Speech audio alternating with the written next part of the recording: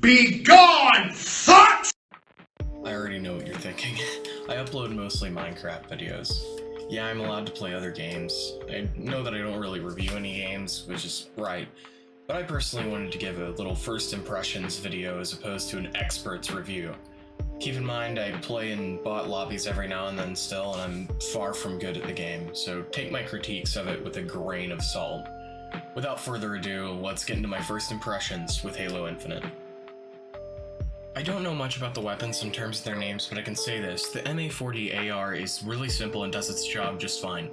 Your sidearm follows the same path as they both do a great job and don't get horribly outclassed by the other weapons that you can pick up around the map. All of them have their advantages in certain kinds of combat and are easy to pick up in terms of learning them and how they work. I won't spend too much time in this category, seeing as I don't have much experience with the game yet, or these weapons, and I couldn't really tell you anything other than they're cool. I personally love the melee in this game. It feels like a last-ditch effort whenever you're up close and personal, and it really decides the victor of a fight. Another game mechanic I absolutely adore is the slide. It's an easy way to shrink yourself down or duck down to throw off the person that's aiming at you. It feels like you're making yourself smaller and it's harder to shoot you. It doesn't feel hammered in or unnatural, and looks pretty nice too, unlike some other game that's used this mechanic. And you can use it combined with other movements to make some pretty nice looking clips. I'm more than ready to talk about this section of the review. This game feels butter smooth. Minus the fact that you have a low sensitivity in FOV when you start, which isn't anything bad, most games are like that.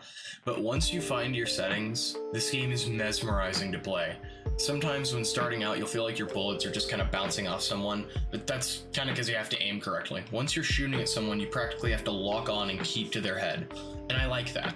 You don't die as easily, and neither do your opponents. This brings me to some of my favorite and least favorite parts of the game. Starting off with my one complaint of this entire game, this game can load kind of slow. Sometimes it takes a really long time to get queued in, and the map loading thing gets boring to look at after a while. This is probably because I'm still loading into all the maps and stuff, so this may get better with time, but that's pretty much my only complaint with this game. Which brings me to one of my favorite aspects of Halo Infinite. The customization is really flexible without paying for anything. You can make your armor look really sick without blowing any money on it. Prosthetics can be put on your character and you can change the color of your armor. You can still look cool without paying for anything to make you look nicer, which is missing from a lot of modern FPS games. Well, that was my review of Halo Infinite. This game is really a blast to play, and a lot of people think so too. As always, you guys are welcome to check out my other videos, and if you have an itch to see a game or mod played, drop your request in the comments. Thank you guys for watching. See ya.